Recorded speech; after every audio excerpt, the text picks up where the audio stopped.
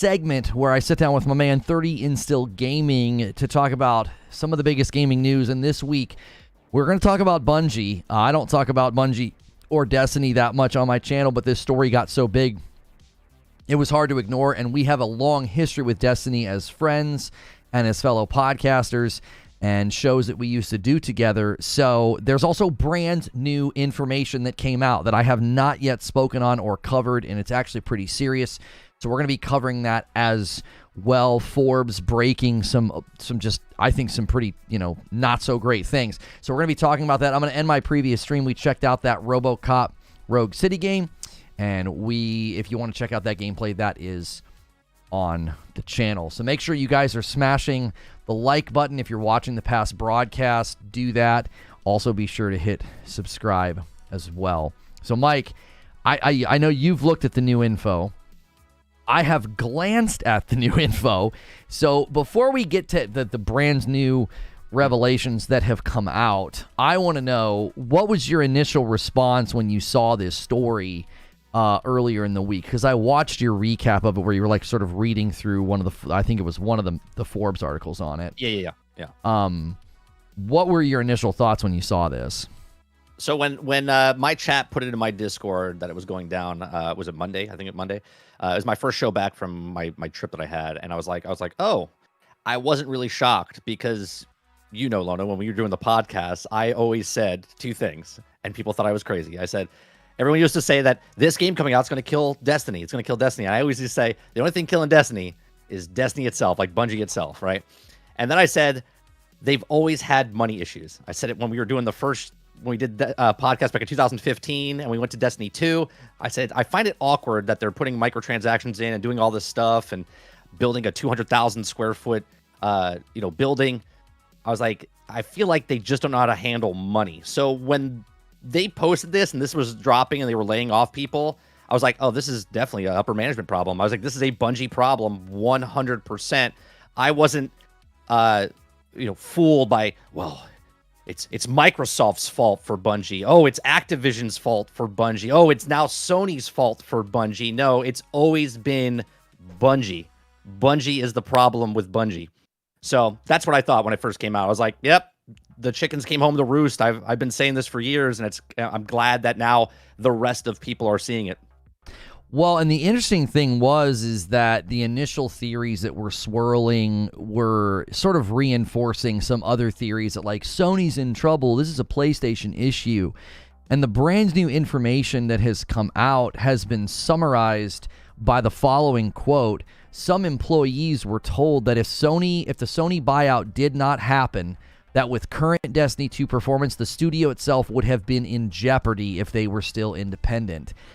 And I said the other day, when you miss your revenue targets by 45%, even if they were still independent, they would have had to do cost reductive movements. And they're saying the studio would have been in jeopardy. It wouldn't have been like, oh, well, we'll just lay off some people.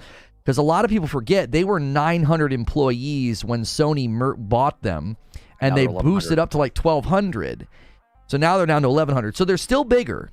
And in many respects, they were 1,200 and they went back to 11. I thought they were 11. Now they're down to 1,000. I thought was it 12 to 11. It was 1,200, yeah, 12 down to 11. So to me, I think this is pretty significant that apart from Sony, we could have been looking at a potential foreclosure. We could have been looking at something more drastic that, they're saying, listen, we might not have been able to do this. We might not have been able to stick around. That's how far this game fell. Right. Now, there's other things that have come out. I want your thoughts on that. Why do you think the game fell so sharply? Why do you think that 45%, they just didn't hit it? What do you think happened? Well, I think there's a lot of different things that happened from when Destiny first came out to what it is today, 9 years, almost 10 years later.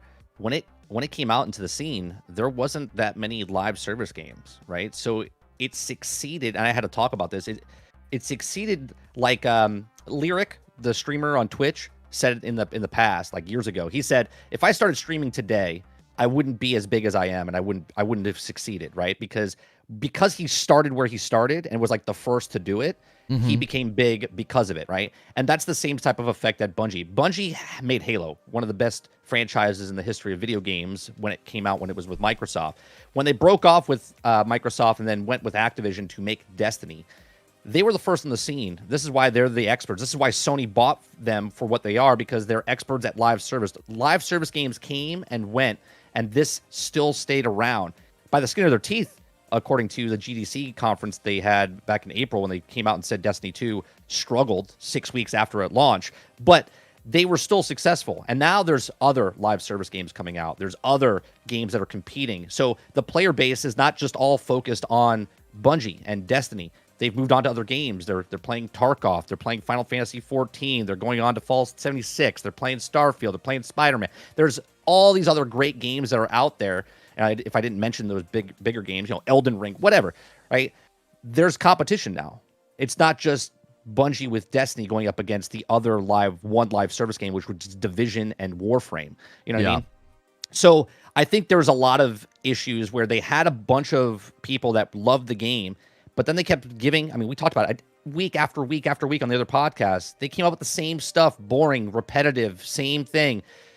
According to the GDC conference, when they said Destiny 1 was very popular, but then Destiny 2, they asked all the people, all the player base, what could make it better? And they said, we made a better game. Destiny 2 was a better game until 6 weeks later. And then it dropped off a cliff, and they were 5 weeks away from closing shop back then for the IP, not the studio, right? Destiny 2 would have been done and kaput. But then they revived it because they did a whole bunch of stuff to revive it and got that player base back. And now here we are, just 4 years later, five years later, where they're in the exact same situation where 45% of the player base is gone, basically, because it's the same repetitive game with the same MO of microtransactions. You see with the new reports that even the interior of the developers were like, you got to cut back on the microtransactions. You got to do this. And they said, nope, still staying on course. Thanks for your input, but we're not listening. Right? So here we are. Yeah, I said they bought into their own hubris.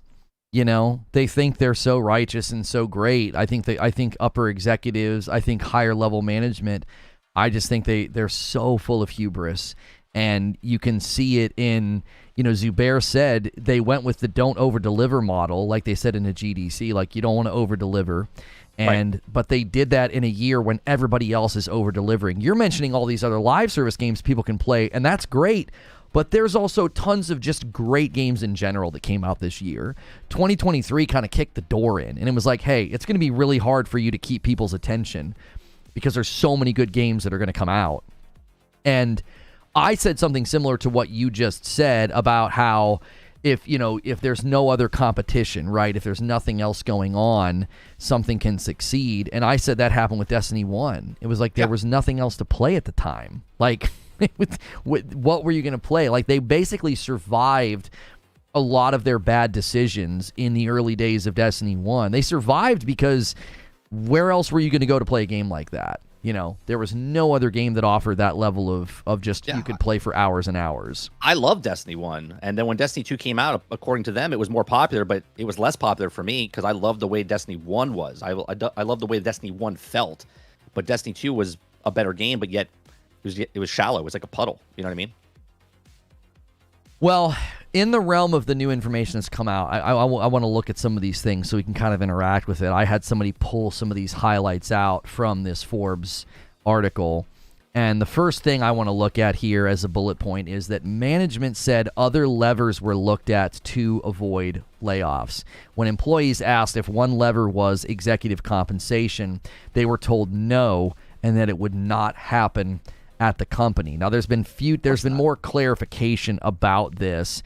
Bungie reached out to Forbes and said that Pete Parsons and some execs gave up annual bonuses before this, but that was not shared with others at the company until yesterday. Like, it's an unclear dollar amount. So bonuses aren't exactly what I have in mind. I'm thinking pay cut, right? Y'all are the ones up at the top driving this ship. And if you drive it into the ground, you should be the ones to take the pay cut to weather this. We've seen this happen with Nintendo. We've seen this happen with Sony. These are companies where the higher level executives will take significant pay cuts to avoid these types of situations. What do you think about that? The fact that they were told, listen, that's not going to happen here. Executives are not going to be the ones that have their compensation lowered. I mean, that's just standard management business corporation stuff, right? Like, what's good for the goose is not good for the gander. They're like, we need to cut costs. They're like, hey, can you take a pay cut? No, that's not going to happen. We're going to have to let Chuck go from accounting because Chuck is he's only making $60,000 a year, but I can't give my bonus up. Are you kidding me? I got 2 houses to pay for and a car and a mortgage, right? Like, upper management never wants to give it away. Very few high-end corporation CEOs will go out there and give their salary or take a pay cut so they can survive. But no, most of them are just like, nah, I'm going to keep mine. You guys, we'll sacrifice. We'll live. Remember, they didn't get rid of any developers. They got rid of other people, right? The developers are still there making the game.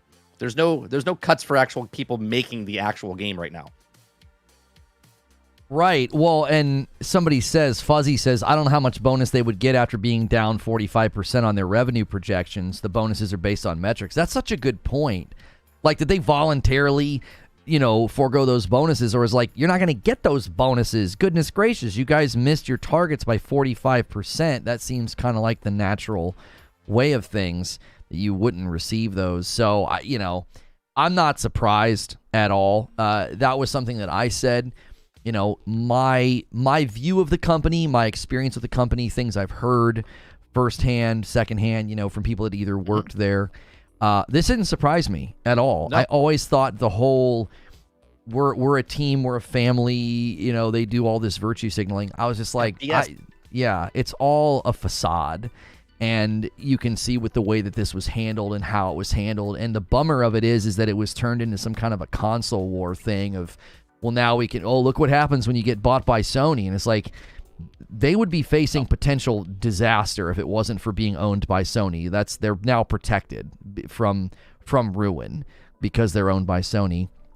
And it says right here on that topic, another bullet point from Forbes. Internally, really no one is blaming Sony for this, even management. Some employees were told that if Sony buyout did not happen, that with the current Destiny 2 performance, the studio itself would have been in jeopardy if they were still independent.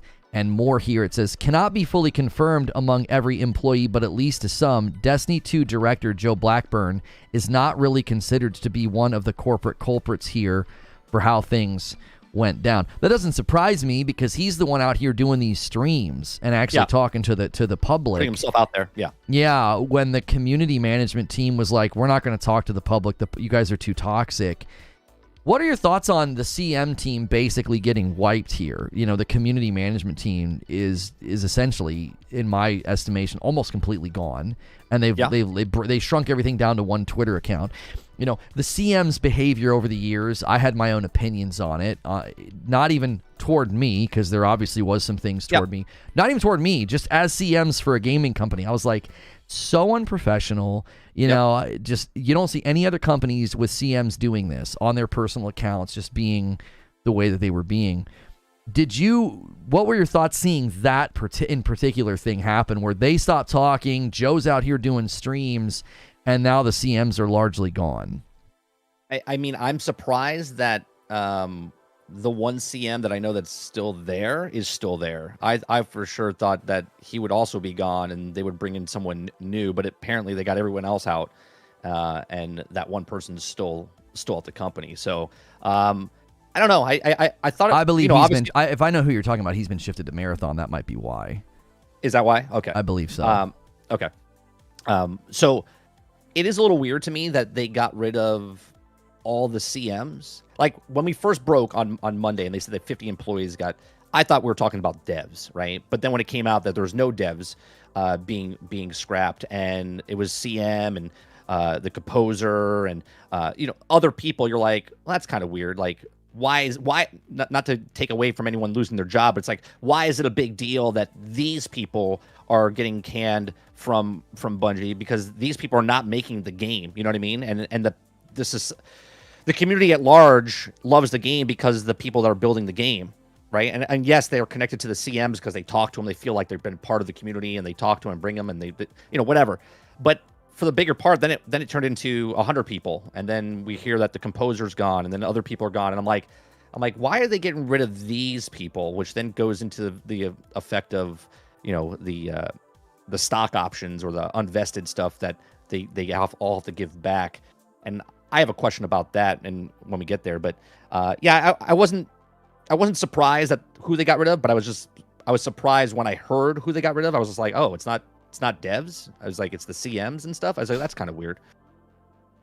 Well, one of them employees commented that like it felt kind of rotten to get sacked when a lot of the problems had nothing to do with them. Like they're not making the decisions, and there seemed to be internal calls to say, hey, we're losing players. We need to make changes to keep players around.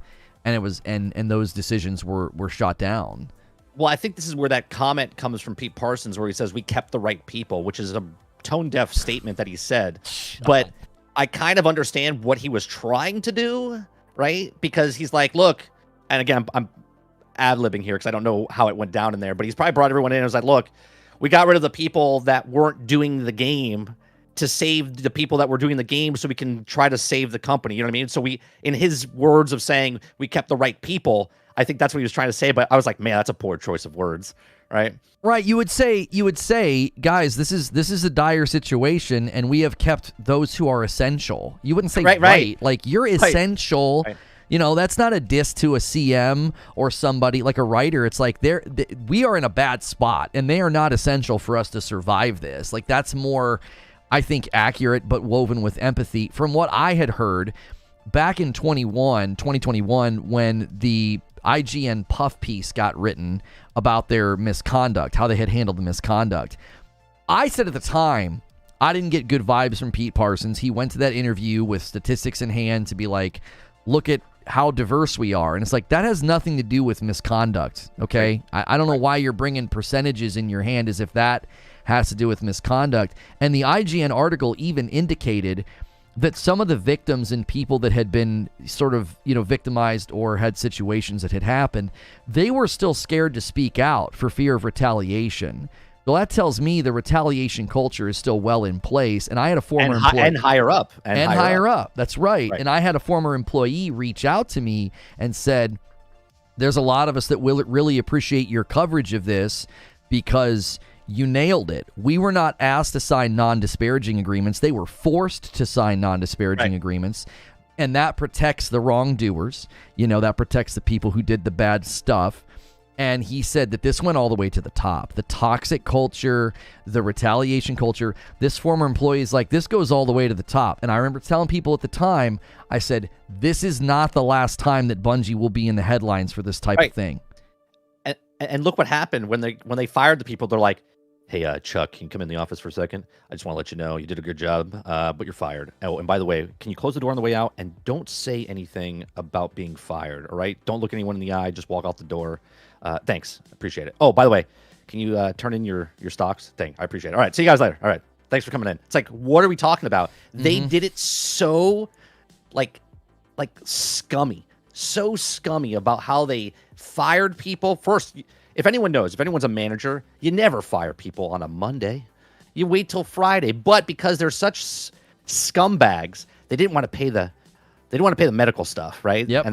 And they had to get rid of them before November 1st. Otherwise, they would have to pay them for another additional month, right? And that's how bad it is at Bungie right now, because they're like, we got to save every penny as possible. So let's fire everyone on Monday, and let's tweet out for the rest because we just want to.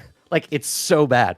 So bad. Well, and Parsons tweets out that it was a sad day they had to say goodbye, and he frames it as if it wasn't his decision. I think he was capitalizing on, at that moment, the public narrative was, this is what happens when a big corporation buys you. This is on Sony, this is on PlayStation, and he tweets this real generic thing about it was a sad day to have to say goodbye, and it sounded as if you're trying to frame this as if this isn't you. You were leaning into the narrative like, yeah, this is Sony and PlayStation. He did that very passively.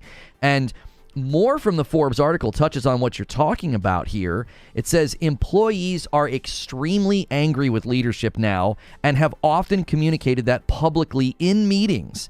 Bets were made that did not pay off, but those who made those bets, those who made them, remain in the company, a fact lost on no one. So morale is bad right now. Who wants to work for that company right now? You're making a game and you're being forced to work on the final shape, which is now delayed or whatever. And your friends just got fired, and you know the person that's doing it and making the positions. Now you're stuck there working at a company that now you have regrets working for, remorse working for, because of the sliminess that they just did, right? So even if you love that company, your whole morale has completely changed in that company. You're like, do I want to be here? I'm kind of sick to my stomach that I have to work for this company and what they've done. Well, imagine whatever plans they're putting in place right now. You're backing more bets. And if those bets don't pay off, guess what? They'll have to downsize again. There'll be another wave of layoffs. And you got it. That means you're literally working for a company that, if you don't agree with the vision, if you don't agree with what they're saying should happen, and you're going to go ahead and forge ahead with it anyway, if it doesn't pay off, I mean, people are canceling their final shape pre-orders in protest of how this was handled. So that also is a sting. It's like, well, we're already behind the 8 ball now. The response to Final Shape was good, not great. Now you got people canceling pre-orders. And beyond that, if this doesn't pay off, I'm the one that'll likely get eliminated, not the leadership, not the management. Right. They're safe up in their ivory towers. Well, that's the ultimate question then, I think, is where does this head? Where does this lead? Is Final Shape... Is this? We say this all the time, right? This is a make or break moment. Are we finally facing one? I believe we might be finally facing a make or break moment for this game and and maybe even for the company. I don't know how much Sony would want to keep them around, other than for the live service efforts, right? You would gut the company down to its very core staff. You want the data and the insight. You want them for specialists and consultation at that point. So up until this information came out this morning or today. Right. Yesterday, when I was talking on the podcast, I thought for a moment, I was like, Bungie left Microsoft, and they're like, we saw different things. And then with Activision, you could start seeing the pushback. Activision wanted them to go one way, and Bungie was like, no, we're out. Now, Bungie wasn't owned by Activision. They partnered with Activision, but they still got out of there and then paid for the IP to get it back. Right. I was like, they're going to do it again to Sony. I know Sony bought them. Right. And I was like, up until this information came out today, because now Bungie's in trouble. Like they're almost ready to shut the doors, and Sony's there to save them. Hence why they were sold. But up until that point, I was like, "There's something going on. There's something where Bungie's like." This is my speculation. Obviously, it'll probably get clipped and it'll be crazy. But anyway, the stocks that they had, right? Because Sony was paying stocks. They paid $1.7 billion so far, and then they're going to pay for the rest. And Bungie wanted more shares, like the company Bungie, and they couldn't get that because their employees had those shares, right? So now they got rid of 100 employees, and then all those shares, and I don't know if the composer, because he was with the company the longest, maybe he had more shares than the guy that was there for a year. But I want to know, and again, I'm speculating here. I want to make that clear. I'm speculating, okay, that they fired these people and got their shares back into Bungie, so now Bungie has more shares, more value, okay? And I thought, for some reason, I said 3 years down the road, Bungie's going to try to get away from Sony again. They're just using Sony to get what they need, the money for, for helping them with the live service games, for selling the stuff, getting the percent, whatever, just to build it back up again and then separate once again from this other third company, right? And the reason I say that is because Bungie can't handle money and they need a sugar daddy. And I always made fun of Destiny, saying it was my stripper ex-girlfriend, okay? And Bungie is the sugar daddy for Destiny. But now Bungie is that person that needs the sugar daddy, and it's always either been Microsoft, it's been Activision, and now it's Sony. Sony's paying the bills for Bungie. I mean, I could see there being some kind of an angle there with that. I mean, obviously that's speculation in theory, and I think that's fine, because one of the things that came out from this story was multiple former employees indicating that the most dangerous day to walk into the office is the day that your stuff gets vested, the day that your shares get vested. Right. They give you 25, and then if you make it to 2 years, they give you, what is it, like 100 shares or whatever? Yeah, it's whatever their deal was. Yeah. Right, and that's the day that so many people were basically fired. The one guy said he went in with his papers ready to go, like signed for his shares to be vested. And that looks weird, doesn't it? Yeah. That looks weird because it's like, wait a minute. How many other people had shares that were about to go over, and was it strategic of the people that they fired based on the stocks and stuff that they owned for the company? I would love someone to go deep in investigation of this stuff. Well, and I don't the problem there is that it's not wrong. I mean, there's no wrongdoing. No. On the surface, no, it's not wrong. But under the surface, you're like, well, that's kind of weird, isn't it? We touched on this a little bit too with the player base dropping, and I don't want to get into the actual fine details of some of the blog posts and some of the social issues that they touched on. But at 30,000 feet, do you think, or to what degree, was that a contributing factor in people stopping playing and stopping supporting? Because they touched on some, what I would call very divisive topics where people are very split. And do you think, to any degree at all, was there a degree where people stopped playing because they were doing blog posts about, fairly significant social issues? For like political stuff? I don't know. I think a small part of the community would be like, it's just like any business. If the business comes out, your local like chicken place, and they all of a sudden they vocalize for something, you're like, I'm not eating at the chicken place anymore. Whatever side you're on, right? I think a small group of people like that were playing Destiny 2, saw that and were like, oh, all right, I'm not supporting it. I think the majority of the population sees it and kind of like, you know what, I'm just going to let it go by because I just want to enjoy myself in the video game. I'm not going to, I'm not justifying what they're doing at the company, but I'm just going to play the Destiny, right? I'm just going to give them my money and play the game. I think that's the majority of the population that does that. I think the minority is turned off by that type of stuff, right? Okay.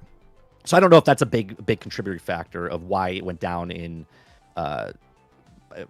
what's the word I'm looking for? Like just population. I don't think that's that. I think it's because the game is stale. I think it's because they kept doing the same MO over and over and over, and people started seeing the wizard behind the curtain.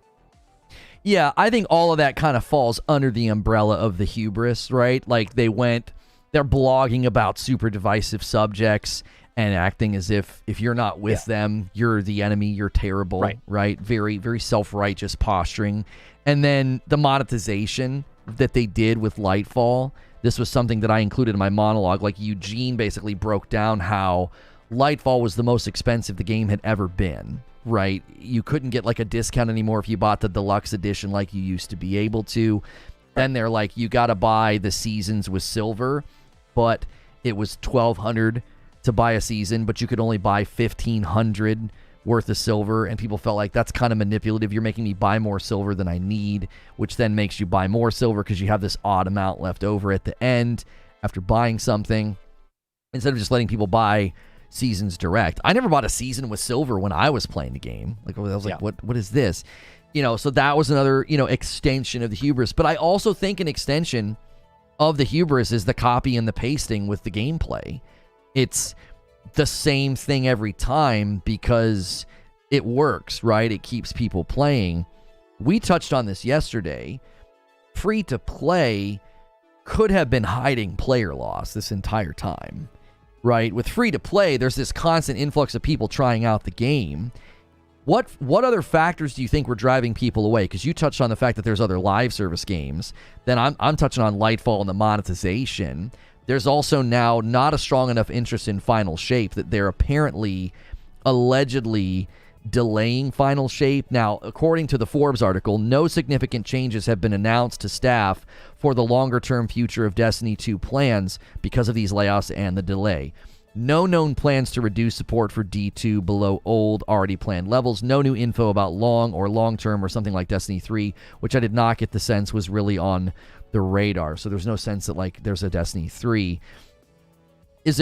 Were there any other factors, do you think, that led to people just playing less, buying less? The free to play, the player numbers looked really good for a really long time. It was like, this game is fine. This game doesn't seem to be struggling at all.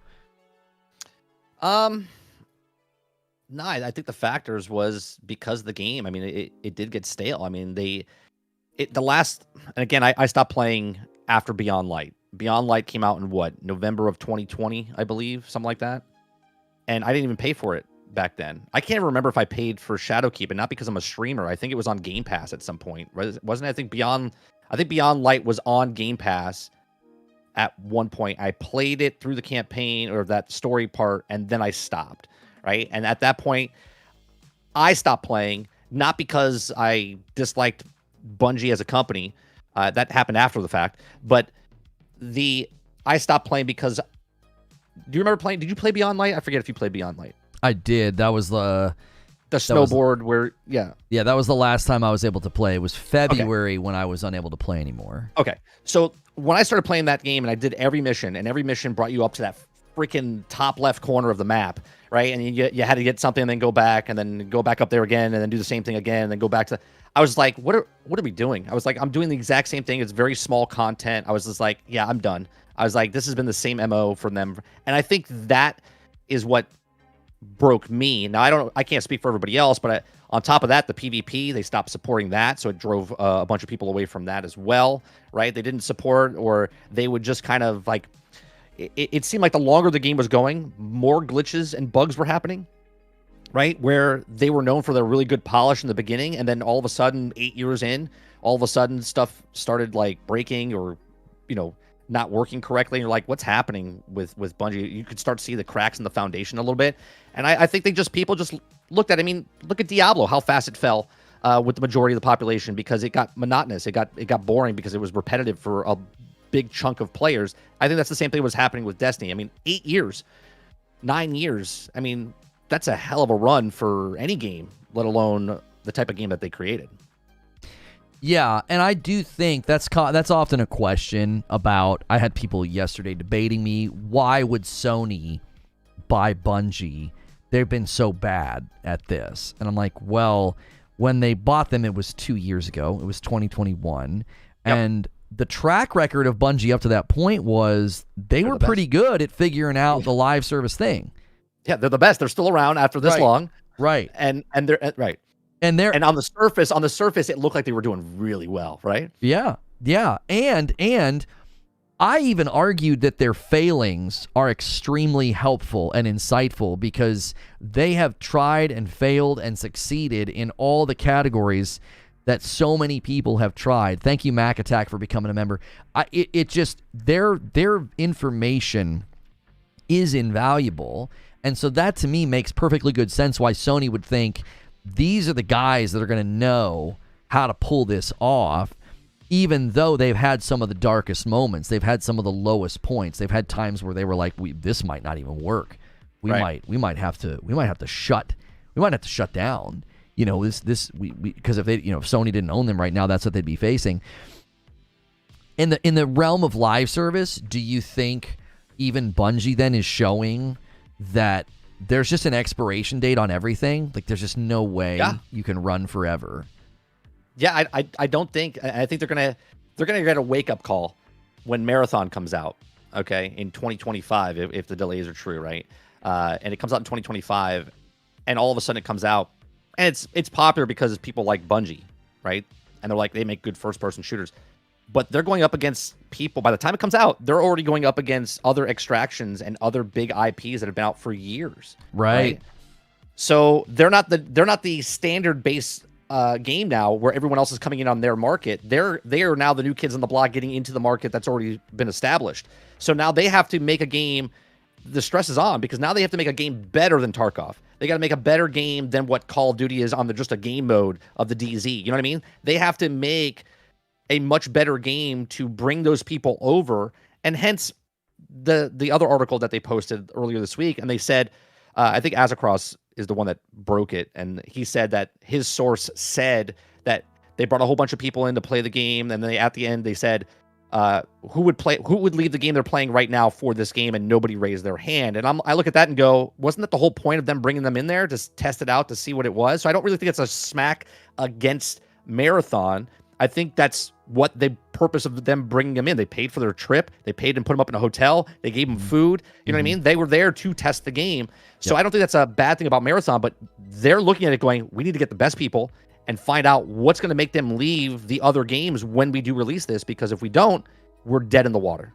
We're dead in the water. Right. Azzacross has since taken the video down. He was worried he was going to get somebody in trouble. I think there was concern there that he had kind of said enough to potentially expose somebody.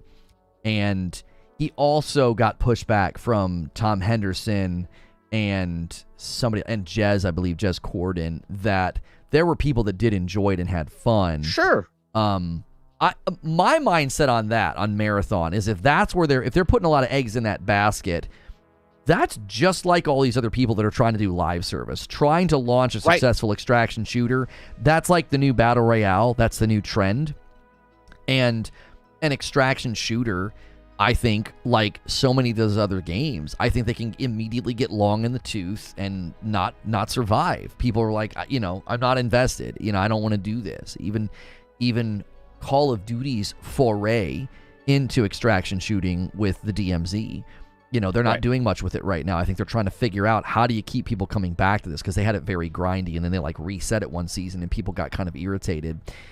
So I don't know, man. The future of Bungie to me is shaky. And I think a lot of people expected me to kind of celebrate this. And I was like, this is actually kind of a somber thing, because I even said, I was like, I'm rooting for the game to have its comeback. I think a successful Destiny in the live service environment is good for the industry. It's good for other live service games to learn. It's good for the consumers. Like, if Bungie can fix things and set things right, that's good for them. That's good for their employees. That's good for the consumer. And I think a lot of people expected me to root for the failure and celebrate it. And it was like, no, maybe a couple years ago I might have felt that way, but not now. Now it's like, man, come on, guys. You guys have a golden ticket. At least it feels like to me they have a golden ticket. They've had so much support for such a long time and so much data and information. Where are you on that? Do you want to see this turn around? Are you wanting to dive back in? Where's your passion and love for the game and its future? No, I've said it for years. I'm done with Destiny. I'm done with Bungie. Maybe if they brought out Destiny 3 and they showed it off and it was 6, 8 months, 10 months down the road, maybe I would jump in. I've seen the wizard behind the curtain, as my analogy goes, and I'm not a fan of Bungie before this. And now this is coming out, and this just it brings to light to other people what I've known for years, and kind of makes me justified. But I don't want any company to fail. I just choose to not spend my money with that company. Right. What led you to that point? What got you to that point to think that I don't like this company, I don't want to support this company? What got you there? What was the process like? Well, I don't want to say too much because it was at the conventions, by talking to the actual developers and talking to the people within the company. So people told me certain things. Do you remember? I'll be very vague. Do you remember what I said about the one person for the company? Yeah, I know who you're talking about. And you said, "Oh no, he's a good guy." And I went, and I said what I said. Right? That's a joke, a thing between me and Lono. Right? That right there is basically the starting point of the downfall of Bungie to me. Right? The way he was, and the way other people that I interacted with, people in the community itself. I was just like, you know what? They have their thing. I'll let them have their thing, and I'll just leave the community. So, yeah, and it turned out, as far as I can tell, you were correct in your estimation. I was not. I think I was too charitable, too trusting. I always thought the best about people, and that sadly really hurt me. Really hurt me. But I do think that there's a cultural problem there, and I don't think it's necessarily left. One of the CMs that left a while ago, I actually felt like he was told to leave. I feel like he was softly fired. That was my own theory, but there's no way to prove that. However, when this happened, these layoffs, he was tweeting and saying that this was a management problem and that it fell onto them. And it felt like, wow, you're out here ready to say yeah, this is a management issue. This is a leadership problem. And I think that's so often where the blame falls on these teams and these issues. When we learned about like what happened with Redfall, it was ZeniMax that said we want a multiplayer game. And the developers are like, we don't want to do that. And the leadership doesn't properly convey that. They don't properly handle that. And they just push forward. And look what happens. You have a very talented studio waste their efforts on a game that's largely in shambles. And historically, this continues to happen. There was the BioWare magic with Anthem. There was the Arcane magic, and then Bethesda's one of their ex-devs recently admits they bought into their own hubris with Fallout 76. They think we can't really fail here, right? Almost a Bethesda magic story about, we can do no wrong. And I think there is some Bungie magic baked into the crust of the culture there where it's just, this is all great, we're great, we love everybody, everything's going to be awesome. And it really is just a corporate machine. And I think the teeth are starting to show on this dog, that it's like it'll bite up, eat up, and chew and spit people out. Whether it's community members, whether it's streamers, a history of targeting people publicly and working to harm people. And it's like now it's starting to hit their employees. It's pretty obvious that I don't think this is something that goes away anytime soon. I think there's more stories that'll come out. That's what I personally think. I have a question for you. Do you think Sony? I mean, because now it's Sony's redheaded stepchild. They paid for it. They're part of the company now, right? I don't think Sony, like I said in the beginning, I don't think they're the problem. I think now they're the solution, right? So, do you think they do what Microsoft is doing now with by putting Matt Booty into Bethesda because they don't want that Arcane another thing like Redfall to come out? They're putting their guys in charge to make sure the quality is there, and now it's not a hands-off thing anymore. It's more of like when they signed this deal, Bungie was staying independent, their own publishers, and now all this is happening. And maybe they still stay independent, but if Destiny Final Shape comes out and it doesn't sell well, does Sony all of a sudden take that leash and be like, come back with us, buddy? Because now you're not doing your own independent stuff. You're now underneath the power of Sony, and we're going to make sure your quality is better than what it is. I think it's a great question because we would need some legal experts to closely examine the contract, because I've had a lot of people say for a long time, Bungie's going to be independent until they're not. And Sony's going to kick the door and be like, enough is enough. Like, what are you all doing here? This is a disaster. We bought you. Like, I remember telling people, I was like, put yourself in Sony's shoes. They buy this company. They spend an extra $1 billion. It was like $1.3 billion for 1 year of employee retention, because they know how important that is when you go through a buyout. Keep the talent. Keep the people around, okay? That shows you where Sony's value system is. They're like, we want to keep people at the company. They've traditionally, I thought this was very astute. Somebody said this the other day, that this is why Sony typically buys companies that they're already courting and already working with. They have like this working relationship and this understanding of the culture. They didn't do that with Bungie. So they bought them for their expertise in live service. Correct. Right. So they spend that amount of money. They spend an extra $1 billion for, retention. And then look what happens in the wake of that ending. They get outside that 1 year, employee retention window. And Bungie fails to hit revenue, projections by 45% and has to do cost reductive action. People are like, that's on Sony. It's like, are you kidding me? What was Sony supposed to say at that point? Look, that's fine. That's fine. That would be utter disaster if you were independent. But that's fine because we own you. That's fine. You guys can just completely miss targets. No, cost reductive action has to take place. Imagine you're Sony and we fast forward and Final Shape doesn't do it.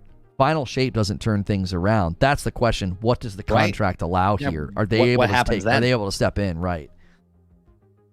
Because I don't know who did what in the contract. Did Bungie bake enough protection in that can never happen?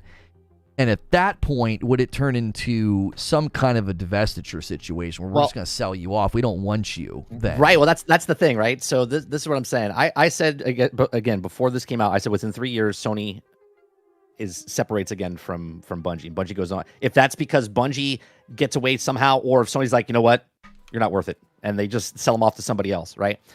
But I feel like it all comes down to Marathon, and it all comes down to Final Shape. The ending of Destiny 2, Marathon, if Final Shape does okay, they got round 3, right? They go back in the ring, and then Marathon's that next up, right? And if Marathon doesn't make it, that's strike 2, okay?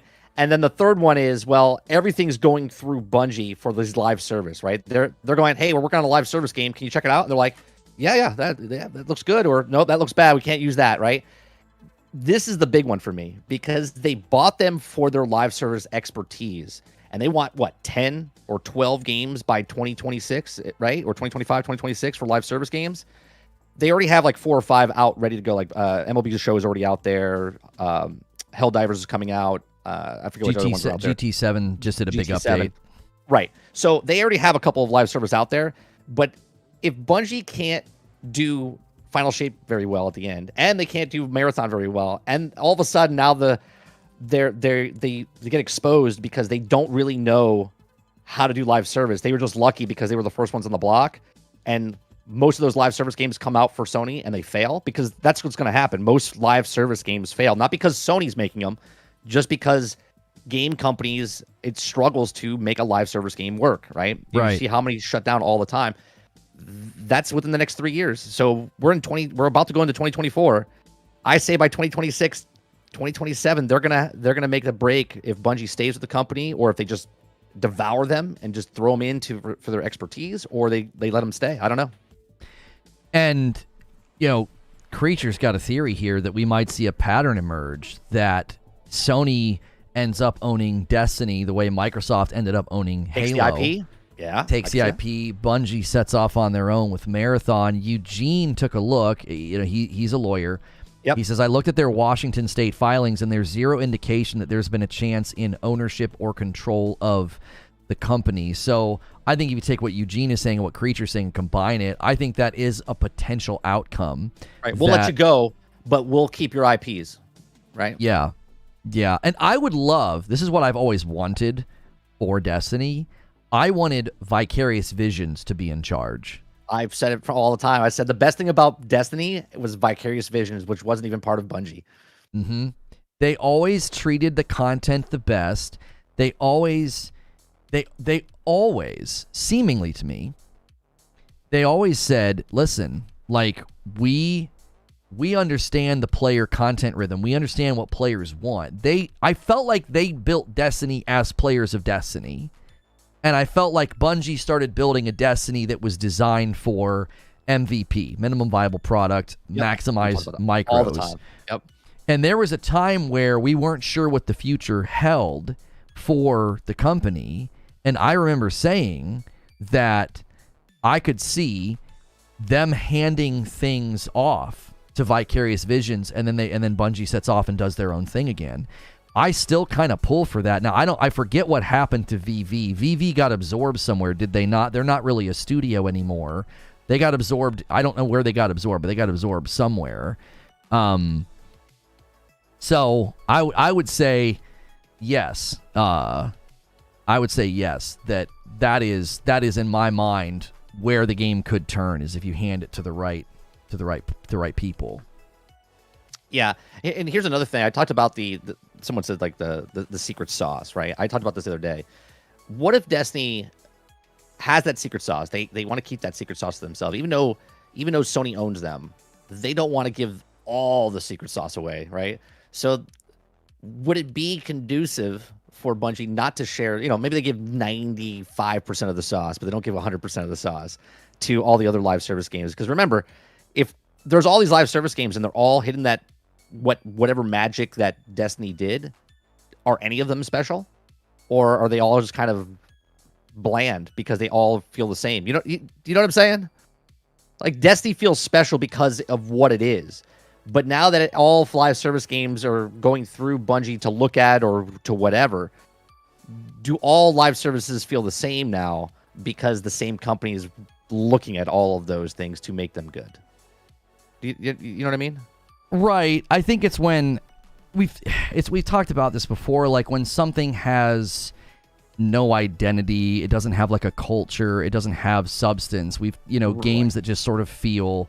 This touches on handcrafted versus procedural generation debates, where I was playing the Modern Warfare 3 campaign yesterday, And there's these traditional missions, and they feel awesome. They're cinematic, they're intense, and then they have these new missions called open combat missions, and they're just generic. You're in like an open area, and you have like basic objectives to do. I feel like I'm playing sort of like a DMZ or Spec Ops. So I do think if you lose that, like that's when you start to, it started to feel like, to me especially, I hadn't played Destiny in a super long time, and this thing hit my feed somehow where I saw pictures of the new guns. I was like, it all looked like stuff I had seen years before. And I went and like looked at the latest splash page for whatever was coming out. And it just sort of felt like a mobile game. It was like everything is sort of aesthetically driven. Everything looks, very neat. I think they're the kings of marketing. Like people could actually learn lessons from how they market their content. And so I do think if you go for the more practical or sort of what works, what's going to generate money. The safe. Safe. That's what a lot of people are saying about the Modern Warfare 3 campaign. It's very safe. And I think that's always going to be the dilemma for any long-standing franchise, any live service game, is that you're gonna run out of new ideas or new innovations or things to change. Got a super chat here from Everys, says, how ambitious was their growth target, and why didn't it change in the first half of the quarter due to Lightfall not meeting expectations to replan budgets? Historics could have reflected 2019, not 2022. I don't know. I mean, they must have really thought things were going to go a lot better than they did. Yeah, I mean, but were they blinded by their own, like, their own egos to see that they wasn't working? I mean, I don't get it. Like, how do you get to this point, right? We know. I bring this up all the time, right? And this is why I said they don't know what to do with their money, right? They're not a money people. They get a crap ton of money. Maybe they're paying their developers. Maybe they might be the standard for the industry, but maybe they just have too many people and they're spending way too much, but they're recouping back in, right? You look at Destiny 1. We don't know on the books how many they sold, right? But we can refer to somewhere between 12 and 15 million copies were sold of Destiny 1 originally, okay? And the only reason we know that is because where it was on the sales chart compared to the top game that we knew what the sales numbers were, and then the one right after on the sales chart, we knew what those numbers were back then. So you could justify it somewhere between 12 and 15 million that they sold. If that was a regular game, and let's just say Destiny didn't come out every year for the last 9 years, with no DLC, they would have made their money back on their initial investment, and they would have had major profit to invest that money into their next game, right? Which, let's just say it was Destiny 2 4 years later, right? And that would have been fine because that's what normal companies do. But for some reason, Bungie had DLCs, right away. We had Dark Below, House of Wolves, you had Iron Lords, you had Rise of Iron, you had Taken King, right? You had all of these other DLCs that came out and paid $15 for them each, or $30 or $40 or $50 for these. And that's coming out every single year like a Call of Duty.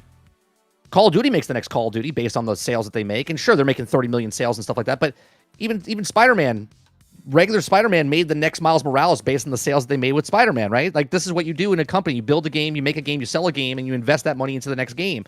What did Bungie do with their money? From the very beginning of Destiny, with all of the sales from the original game, then the DLCs, then the expansions, and then they rebooted for Destiny 2. They've been selling Destiny for the last 8 years, and yet they don't have the money. Like, what do they do with their money?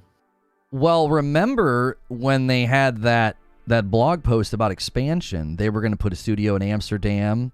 They were building their own new facility. 208,000 square feet studio, yeah. Yeah.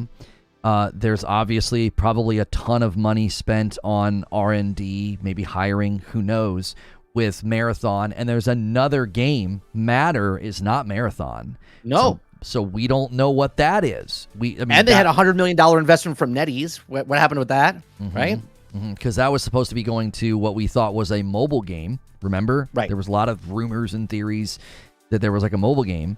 So there are some there's some questions here. It's like what's going on? Where are all of the the investments and the plans and the studios and the expansion? I mean, they, again, if the hubris truly caught up with them, they went really broad, thinking that their cash cow was going to keep just absolutely giving them gold.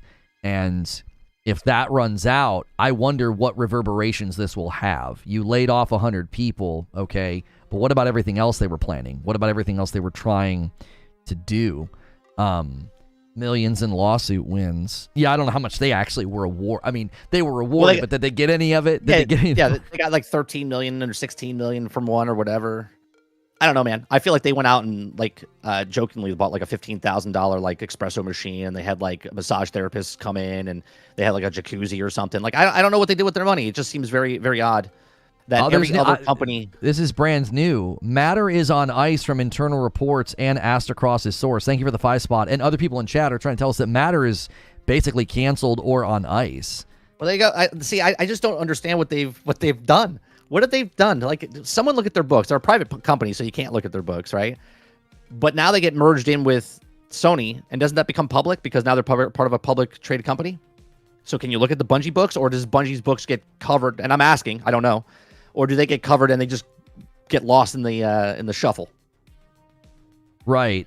Eugene says, you believe the source for the information he had to delete? Well, no, he deleted the video because he didn't want to get that person in trouble. I think he included too much information.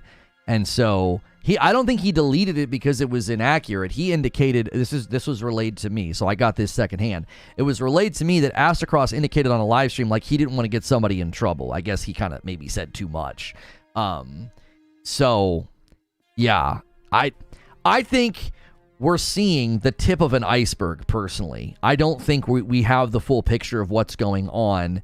If there are people at the company saying, look, if we were independent, we'd be in dire straits. I mean, even Marty O'Donnell came out and said, remember when Mick Gordon told a story filled with receipts? I have a ton of receipts. I don't think Marty can say anything, though. I think he signed those rights away. What I love is that everyone that's a Bungie, and when I say a Bungie fan, I'm talking about like the content creators and like the people that just never believe anything. All these years that go by, Bungie could never do anything wrong. Hashtag Bungie's never the fault, right? Never Bungie's fault. Hashtag. Okay. Like, and now you see these content creators like freaking out. Why? Because they're like, well, the train's coming to the end. They're not making any more Destinies and stuff's going on. What do I do with my channel? Right? They're freaking out. They're freaking out because they don't know that they made their livelihood off of this game. And now all of a sudden it's crumbling around them and they don't know what to do. Yeah. Yeah. And, I walked through, Eugene's sort of recounting of what had happened with Lightfall. It was the most expensive, the situation with the silver. And I think this year played a role. I really do. I think 2023 was so big that also caused some of this damage. I just think that they lost their footing with their community, not just because of what they had done, but I think once you go and play other games, we see this all the time. People are like, I just started playing other games and now I can't go back. Right. It loses its hooks in you. Yep. And I loved Tom Warren's summary where he said the Destiny 2 community used to blame Activision for any game or company issues. Now or some Microsoft. Now they're trying to blame Sony, and maybe it's Bungie leadership that led the company to where it is today. 100%. That's what it is. Yeah. Always has been, always will be. Yeah, and I agree. And I think that's what's so hard about covering things like this is it's immediately, speculation, rumor mill, theory, and then we get a little bit more information, then a little bit more, then a little bit more. And then even today, we're getting ready to go live, and all this more information's coming out. Yeah, more information. Yeah. And so I don't have high hopes for the future. I actually think everything we learned today makes me think that the next DLC is gonna struggle. It's not gonna do as well as they need it to, unless it literally comes out of the gates. Because typically the pattern with Destiny is every time there's a bad expansion, the next one's amazing, and I think that's been by design. I think they sandbag bandwidth, make it feel better. And they shortchange an expansion every time to make the next expansion. That's how they do it. They have to sort of sandbag their bandwidth, and I think that it is going to be substantive. But I wonder if it's going to be one of those things where it's like nobody cares. People are just going to like, no, we're done. Do you think they rally? And when I say rally, do you think because they come out and they're like, oh, well, if Final Shape doesn't do good, we're done for, right? Do you think that we do know the Bungie community is very, or I should say the Destiny community is very, very generous, right? I mean, there was literally cons built off the generosity of that community, right? So there was careers blown up because of that community. In both ways. Yeah, blown up both ways. Yeah. Do you think though that the community rallies, and regardless if Final Shape is good or bad, people buy it because they don't want Bungie to shut down. They don't want it to go away. Well, I think this is one of those situations where they're going to be tempted to keep pushing micros because they need money. And this is another thing from the Forbes article that says there have been many meetings about microtransactions where many devs wanted to reduce them, but they were always given the reply that they are necessary given how expensive Destiny is to operate. And complaints about new ones don't always reflect reality. Event cards may seem lame, but they sell well, for instance, or you'd be surprised how many people are still buying the oldest expansions that we always say should be free by now. So right. I think there's a moment where you start working against your own interest. If you start pushing micros too much, you start to drive people away. And the temptation with the Final Shape would be to say, in the event that this doesn't hit projections that we need it to, we're going to have layers of microtransactions that the devs are saying, you got to reduce this. And they're being told, no, we're going to keep that. And that may actually compound the problem and expedite Exodus, because the people that actually buy it are going to say, you guys are continuing to over-monetize here. Look, I'm a gamer. True, through and true, right? I am a gamer. I don't care what companies make the games. If a game comes out and if it's a dev, independent, full-blown AAA, whatever, conglomerate company, make a game, sell a game. If a game comes out and it's good, people will know it's good and they'll buy it, and that's it. That's how you make more money. Activision became a conglomerate company because they made good games in the past and became the big companies they are. EA made good games in the past, and that's why they became a giant company, because they kept making good games. Make a game, sell a game. If they come out and the game is bad, it's bad, right? It doesn't matter what game you like. You have to admit that I played crap games all the time, right? But I like that game, but I know it's not a good game. Right? So make a game, sell a game. Bungie has to make a game. If they come out and it's good when it comes out, then it will make money. And if it doesn't, well, you've made your bed. Now you have to lie in it. Well, what are your thoughts on Destiny's future and with respect to beyond Final Shape? What do you think their ultimate plan was here? Was it Final Shape and more seasons? A lot of people say it was Final Shape. They were going to coast with seasons and EOL the game. Like, that's what what Division's doing, basically. Right. Just coast. Yeah. Because I've been told there is, according to their TWAB that they posted, if you want to call it that, it was a very, very, 5 paragraphs or so. They indicated there's like 650 teammates, or I don't know what that means, teammates. That could be anything. Yeah. 650 people working on one game. Are working on the next thing. They're working on the Final Shape as well as subsequent seasons. And I've been told by people in the know that have sources at the company that this is the most people they've ever had working on Destiny in the history of the franchise. So is this a spin up and coast moment, or do you think they had bigger plans? Like, is there something beyond this expansion that's significantly more than what they've been doing? I mean, this goes back years ago. I think they had that Epic dream. I think Epic had a dream. They couldn't hit it until Fortnite came out and the Battle Royale put them in a different stratosphere. I think Destiny was looking for that stratosphere. I think they were looking for that monetization to make money like Epic was off Fortnite, and it didn't come. And I think it changed the way they had to do stuff, and I think that Marathon wasn't a thing. But because Destiny was struggling, they had to make something at a lower spectrum that could have a bigger potential to make more money, right? It's just an extraction shooter. It's not as big as Destiny. They can manage that game much more than they can manage Destiny. So I think their bigger scheme was that Destiny 2 was going to be a thing, and then Destiny 3 was going to be a thing down the road. But now I think all that's up in the air. I think they'll be fine. I don't think Bungie's going to close down, but I don't think Bungie is going to be in a good spot for a couple of years until it all depends. If Final Shape ends well and then Marathon takes off, then they're fine. But if Marathon doesn't do well, what's the gap? What are they filling it with? What are they doing between the end of coasting with Destiny 2 and making Destiny 3, I don't know. Alapark chimed in the members-only Discord and said, Sony paid for the brain trust that is the people that make Destiny, not the management team that makes Destiny. Internally, sounds like people know what to do, just aren't allowed to do. Yeah, you got to put yourself in the position of Sony seeing these reports come out. That, like, man, it sounds like the devs know what to do and management's out of touch. Like, if management's, placing these bets and they don't work, it's like, that's where the problem lies. Like, you have a very talented studio. This is something I really tried to hammer away at not yesterday, when I covered this 2 days ago. I said, listen, it's easy to sit here and wail on Bungie as this sort of entity, right? We create almost like this edifice of evil, and we're like a Bungie. We do this with all these companies.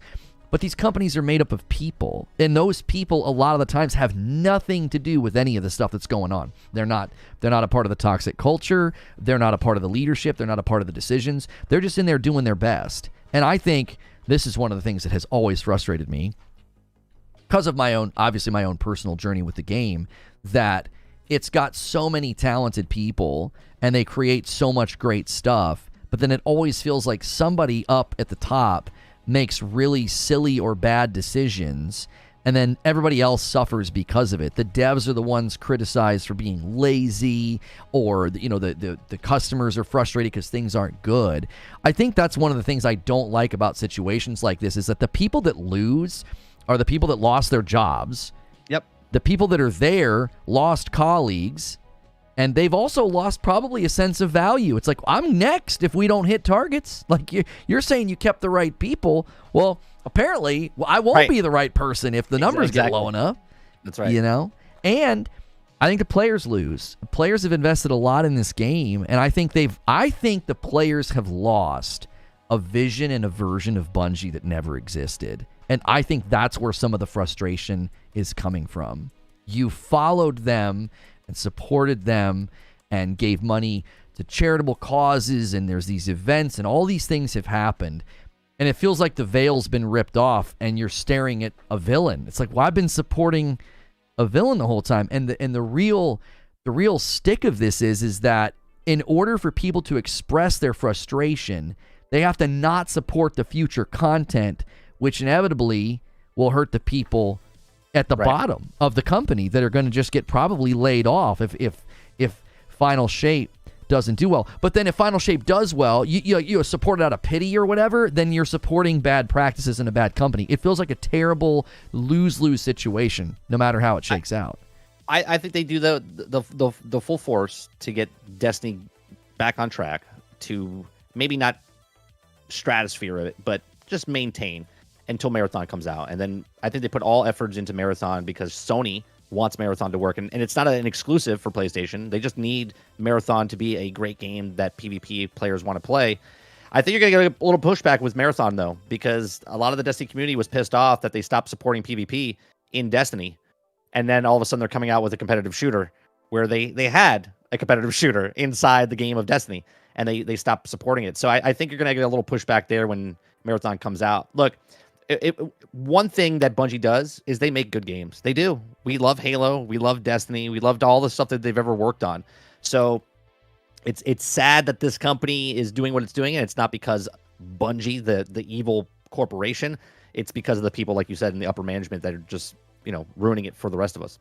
Yeah, I wonder how much power Sony would have here to step in and be like, Parsons, you got to go. Like, usually that's what happens if things get really bad is, ownership comes in and says the CEO has got to go. We need completely new management and leadership here. I don't know if they have. I don't know if Sony has the power to do that. I don't think they do. Well, look at a sports team. Like, if you play a football team, if a football team, there's 11 guys on the field and the coach is giving them plays, but he's not out there playing. But if that team screws up and they're 0-16 at the end of the season, those players don't lose their job, right? The coach loses his job because they're not gelling together. So you need to get a guy in there in upper management, which is the coach in this analogy, and he needs to get the devs, which is the players on the field, to gel with each other so they can make the best things that they can make, right? And that's what it is. Yeah. Well, and that's one of the big questions. What does Sony want from Bungie long term? They want to make money. That's what they want. Right. And do they care? it does the success of Destiny play into that? Because Kira He here with a 2 spot says, what does this do with Sony's live service plans? I have said that I think Sony's live service plans were too ambitious. 12 games by 2026. I was like, yeah, no. That's not going to happen. The prediction I made was that we'll probably see about 4 of them come out, and I think maybe 2 would be successful. And we don't even know if Helldivers 2 is live service. I think we're all assuming it is, but they haven't really come out and concretely said that is a game that's going to have like ongoing content and ongoing support. It seems built for that, but again, we don't know. Right. So to answer that question, thank you, Mike on a mic, for gifting a member. And you know, this in my mind is more about Bungie than it is Sony. I think I think Sony likely initiated and said, there needs to be cost reduction here. This is bad. And as Bungie has indicated, they would have done probably far worse without Sony's ownership. So that means, though, that the next annual report or the next quarterly report, whatever, is going to be, I would think, heavily scrutinized. They're going to look at this and say, okay, where are things? Where do they stand? You know, is it time to do another cost reduction? I don't know if they give them a year. Do they give them a quarter? I have no idea, because they haven't confirmed that the final shape has been delayed from February to, I think, June. Bungie hasn't confirmed that. That's only come from Bloomberg at this point, that it has been delayed. He's pretty solid when he reports stuff. Yeah, everything that was stated in those meetings, it sounded like there was sort of like a smaller meeting that took place where some of this stuff got said. The thing that killed me was, and this would have made me very angry, it isn't funny, but I think it's more humorous in the way of, like, they say one thing and do another. It's like, yeah, here we go again. They said in an email about I guess there had been some people gone from QA, and they said if there were layoffs at the company, we would be upfront about it. And I'm like, what? Yeah. And then you don't tell anybody you're leaving the building. We didn't fire you. You're just mysteriously missing. Well, they obfuscate too. They told people don't ask. It's like, what do you mean don't ask? Like, that's always alarming to me when the standard order is, yeah, we're not going to really tell you what happened. It's like, how bad is it then? If there's a guy outside my window with a machete about to kill me, if I close the blinds, it doesn't make the guy with the machete go away. You know what I mean? The dude's still going to try to kill me through the window. You know what I'm saying? Right. Parasito says in the members-only Discord, Bungie has soft confirmed that Destiny 3 was effectively scrapped and melded into D2 Live. That, to me, was always the right choice. I think that was the right choice. I think if they would have gone and tried to do another brand new flagship launch, Destiny 3, I think it would have been a disaster, because there's no way all of the issues that they've had with the engine being cumbersome and slow. I know they've updated it and they can deploy faster than they used to, but starting all the way over would have just been a disaster. It would have been like, here we go again. Another bad vanilla launch, another vacant game with nothing to do. I think building on Destiny 2 was the right decision. I always supported that.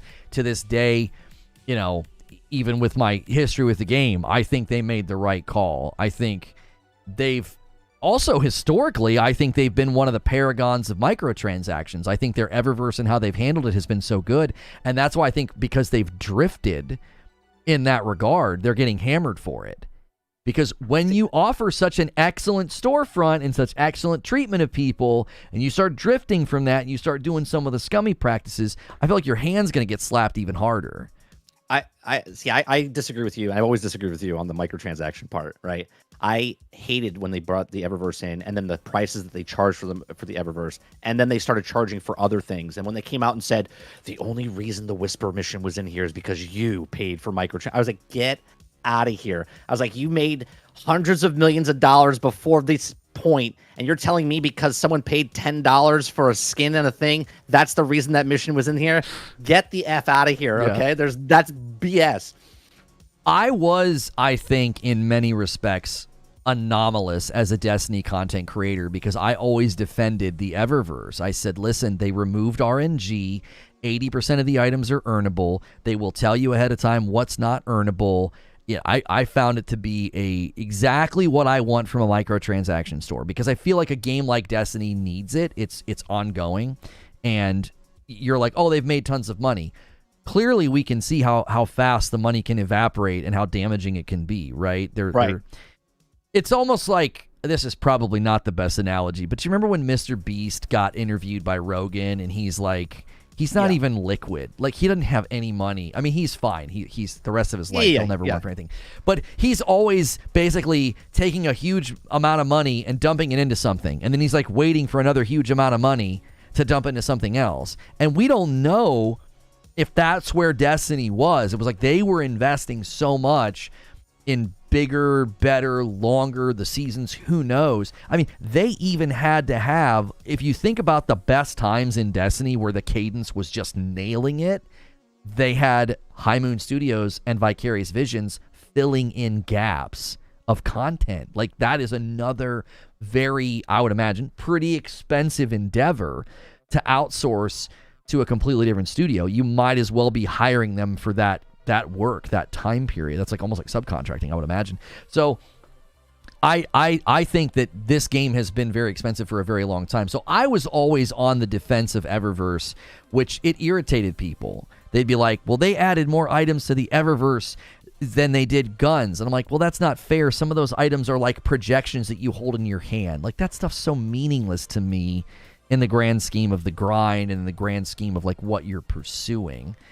But I think that's why I always felt a little betrayed when they started doing reskins and not doing new stuff. Or charging for dungeons or, you know. Yeah, I heard. Did they actually do that? I heard they were going to start doing it. I could have sworn they did for one. I don't know if they did it continue to, but they charged for a dungeon. Did they not?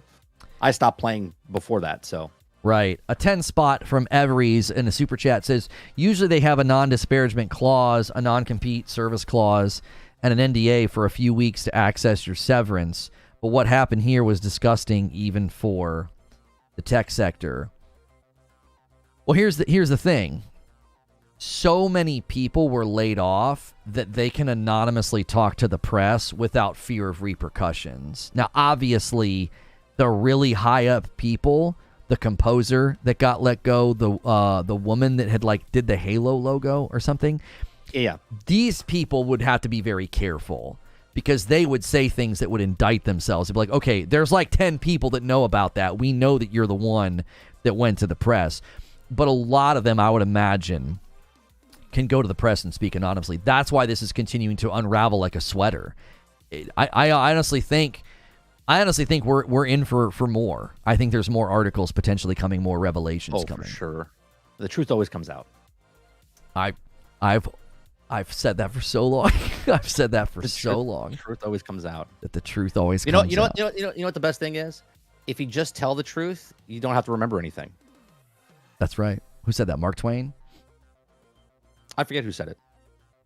But it's a true statement, right? Because if you start lying, you got to remember the stuff he's lied about. That's right. Just tell the truth. That's if right. If you just tell the truth, then nothing happens. That's exactly right. Well, we'll see. We'll see how much truth ends up coming out. Do you have plans to play and cover like Final Shape? Because I obviously can't. No, you're not going to touch it. No, not touching it. Haven't touched it in years. Will not touch it. Will not touch Marathon. Will not touch Destiny 3. Will not touch it. Now, you might have said this earlier. I may have missed it because I'm trying to read chat, trying to read articles. I got you. I know. I might have missed you saying this.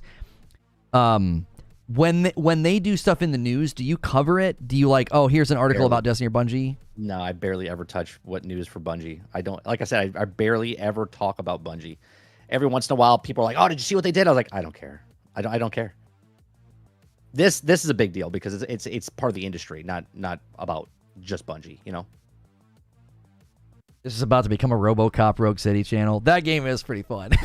That's a great game. Yeah. If you accept it for what it is, okay, right? Yes, it's an accurate RoboCop game. It's spot on. Yeah, that's exactly what it is. How else would you make a RoboCop game? Like, that's what it needs to be like, right? Like, I think that's one of the reasons Aliens games have always struggled, right? The xenomorphs have to be insanely fast and insanely strong, and that's not fun to play against, right? You're just gonna die a bunch.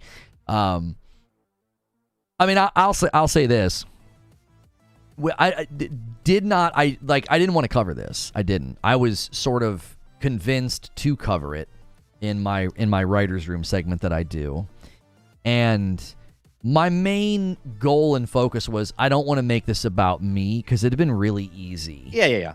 To almost take like a victory lap of celebration. Super easy. Yeah, right? Super easy. And I had people asking me in the live show about that, and I said that other people's suffering will never do anything to help you with your own. And I know how sucky it is to suddenly lose what feels like everything. Like, a lot of these people feel like they've lost everything. I feel like they didn't just lose a job. They sort of lost a community. They felt like they were part of something. They were part of a family. They had colleagues and friends, and that's all been sort of yanked from them. And I quite literally know exactly what that feels like to the letter. And it's weird to feel that camaraderie or almost comradeship with people who probably do not like me or think highly of me, but to be like, hey, I've been there, and they did it to me too. You know, they did the same thing to me that happened to you. And I think the better path was just empathy, to say this sucks for everybody involved. And even covering it today, I was a little unsure, but, Creature was like, dude, you did a show with Mike about this game for so long. How can you guys I could have been sitting here egging you on, going, yeah, you tell him, right? But that's not how we are. We're professional. We talk about it, and we don't. I think both me and you put it in where we're not putting our emotions into what the game is and what it did and the stuff in the past. It is what it is. We're just reporting and giving you our thoughts on what is the situation. If Bungie came out and didn't tell Chuck to not say anything, Chuck's made up, guys, just to let you guys know. Chuck's not actually a guy that works there. Maybe he was, I don't know. But to be hush hush and don't tell anybody and be scummy about what they did and just was open, hey, there was layoffs at Bungie. You've been like, layoffs happen. It's always going to happen. Next Christmas, we're gonna have a talk that someone else lets somebody go. It happens all the time. It's not because it happened. It's the way it happened, which makes it worse. Yeah. A question from someone in chat here saying, what about viewers? Like, what do you think of people saying they are crappy because they don't want to watch certain content creators anymore because they won't be playing Destiny 2 anymore? Well, that's always a question of entertainment. I think content creators really struggle with this, that you're an entertainer, and if you grow your career entertaining people with juggling, and you're suddenly like, I'm not going to be doing juggling anymore, I'm going to be doing quilting. Well, I mean, you're still doing something, tactile with your hands. You're going to lose a majority of your audience. That's right. You're going to lose the majority of your audience. I used to give the analogy of, like, if you're sitting at a bar and the TV is on and it's a football game and you love football and you're watching, right? And then they change the channel to baseball. If you do not like baseball, you're going to turn away. Exactly. It's an instinctive thing, There wasn't suddenly a crazy surge of viewership for baseball when Michael Jordan played baseball. It wasn't like everybody that loved Michael Jordan wanted to suddenly watch baseball. I'm sure it helped a little bit with the team. Yeah, some people did watch it because they were Michael Jordan fan. That's right. Not a baseball fan. Yeah, that's right. But every single person who liked Michael Jordan did not suddenly decide, I now love baseball. And I think that's always a challenge for content creators, is to not take that personal. I've always said it's my job to offer as much value as possible. Exactly. So if you're going to pivot to variety, then that should be your focus. And I know right now I might even be, extending an olive branch and offering help and advice to people who helped torch my life. But I mean it. Like, you can do it. You just have to focus on, what can I do to bring value, something unique, something special. That's you, right? Like, people that like you, if you bring yourself to other categories, other topics, other ideas, then I think people will come with you, but not everybody. You have to accept that as a reality. You're going to lose a ton of people, okay? And if you can accept that reality and focus on the value and making every show and every video as excellent as possible, then I think you could make it. And I don't know why I'm doing this, but I'm going to give some more advice to some of these people. I think a lot of these people need to start new channels. I really do. I think if you try to start putting a bunch of this variety content on your Destiny channel, on your main, you are absolutely going to hurt yourself from both sides. Keep making Destiny content, cover the twabs and cover the updates and, cover the new content. They're not done, right? They didn't just close up shop. Right. Okay. Right. The sun will shine again. So keep making your Destiny content, but I'd start supplementing. I'd start another channel. I'd start shoving people over somewhere else. They are panicking left and right. I've been watching Twitter and YouTube, and everyone's like, I don't know what I'm going to do with my channel. I'm going to try to dabble. I'm like, welcome to the rest of the world where everyone else is just. I wonder what that's like. What's it like? I don't know. Right? I'm a super small channel, and if I cover one topic, it might do really well, and then I cover another topic, no one watches it. You know what I mean? Like that's just the way it is. Yeah. You have to commit yourself. You have to commit yourself to the process. You have to commit yourself to excellence. If you're entertaining, if you think you're entertaining, that's right. Then do the work. Do the work. But I think you're going to give new content its best shot if you start a new channel because it's fresh. You had that experience, right? You started a fresh channel and you had struggling. Yeah, and you had some starting back over and doing it again, and and you had some videos take off, right? If you know how to navigate YouTube with title, description, make a good thumbnail, right? Which I don't. Which I'm learning. Right, you're learning. You're learning part of the craft. And I can say that as somebody who in early 2021 got kicked out and had to start basically all over. And could no longer play and cover the game, and that transition into variety was absolutely, I would say it was harder than what happened earlier. I think it was harder. It was more difficult. It was like, now I have to learn a bunch of new skills. I've got to take my lumps. I've got to watch every metric go down, including money. That's always demoralizing, right? You're working more and getting less. But I think that some of these people are, they're probably talented enough and good enough to transcend and figure out a way to do variety. I do think there's probably a portion of them that this is absolutely frightening because they know that their appeal is not as strong as the game's. Like they know that they can't cut it in variety. I think some can, but I think some know deep down they're like, I can't cut it in variety. I'm done if I got to do that. I mean, I put myself in their shoes. If I built a whole career off of the game, I mean, every time an expansion came out or a major DLC came out, it was always doom and gloom. They're like, oh, this is bad. We're seeing numbers drop. They always do that. I mean, that's what it is, but that's their livelihood, right? So they need it. And you got to look at it as like, it's not coming to an end. You got to look at it as, man, I had a good run with that. Now I got to try to find my next run, right? You got to find your the next thing you're going to attach yourself to. Yeah, people are mentioning Astacross. He is one of the few that I fully support and endorse and recommend people watching him because I think he's a man of integrity, and which is rare. But I actually think he's very entertaining. I think he could do well transitioning into variety. I think he could do well if he just launched a channel where he read gaming blogs and made fun of them, like just read updates in his natural cadence, the way he speaks. I think he has some humor. He's got a wit. He's got a wit that I think he could bring to bear on other. He's also games. got a unique voice. He's also got a unique, like literally a unique voice. Like his voice stands out amongst other content creators. Yeah, he has a cadence, and as soon as you hear him speaking, you know it's him. And so I think there's something there. You guys are saying that my glasses look like Bill Gates glasses. I appreciate that. I'd take some Bill Gates money. If that's the case. These are new glasses. They showed up from Gamer Advantage, so I wanted to show them off. So yeah, I think the reverberations of this is going to affect a lot. It's going to affect content creators. It's going to affect the community.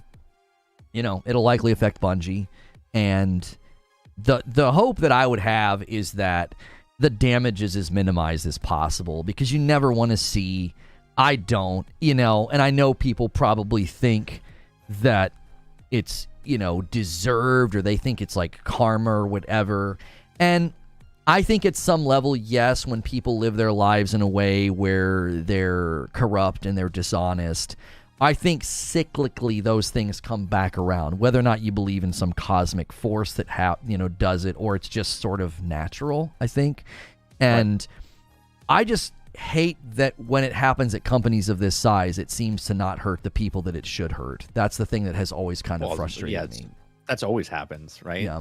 The innocent get hurt. You know what I mean? Yeah. Yeah.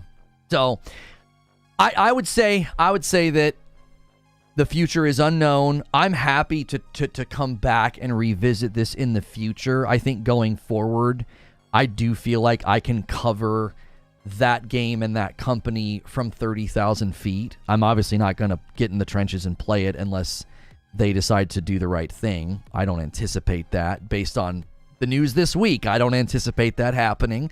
I don't think internally that anybody would do that, but I think we can cover this at 30,000 feet. I think we can look at the results as this transpires if more comes out.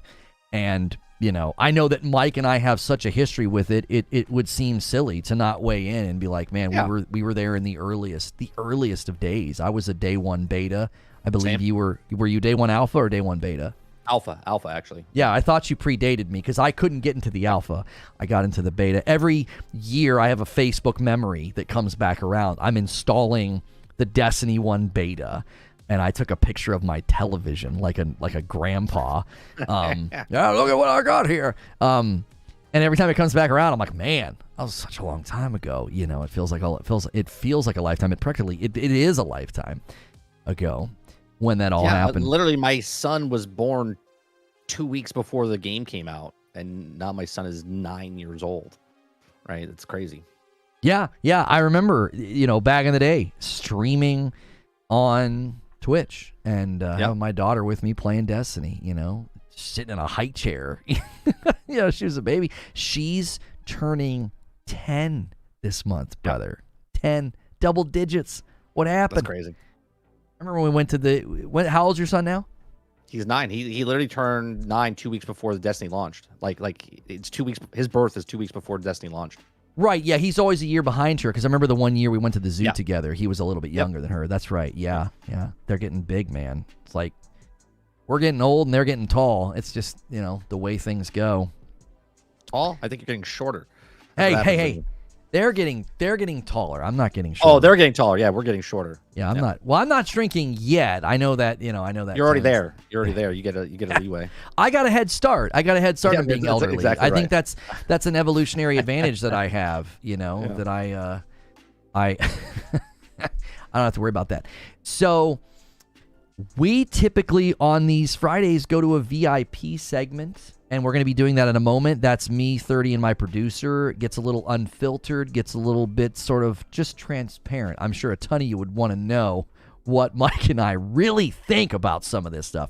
So if you want to upgrade to VIP, you can come with us. If you're one of the lucky people that got gifted a membership, we're actually 2 away from 75. I'd have to gift more if we hit that. But if you're one of the lucky people this week that got a gifted membership, tonight, Friday night, is another Fright Night that you guys earned. My wife and I'll be playing the game where you can't scream. It's called Don't Scream, and it resets if you scream. We'll be playing that tonight. Should be pretty funny. Okay, so you haven't covered Destiny in a long time, Mike. Tell them where they can find you and tell them what you are covering. I cover the news. I have a show in the morning from 10 o'clock noon Eastern from Monday through Thursday that we go over news stories, and we just have conversations with chat. Chat is 100%. I read everything from chat. Even the ones that come in and troll me, I read them out loud because why the hell not? Okay, so we read those. We have conversations, and I do breakout videos of those. You can come to the live show and watch that, or you can watch the breakout videos of those segments later on YouTube. I do uploads, and then I also do live gameplay Monday through Wednesday night, and then Thursday night we cap off our week with a podcast called Generation X Gaming. I do with my brother. We've done 371 episodes over 9 years. So come out. It's a good time.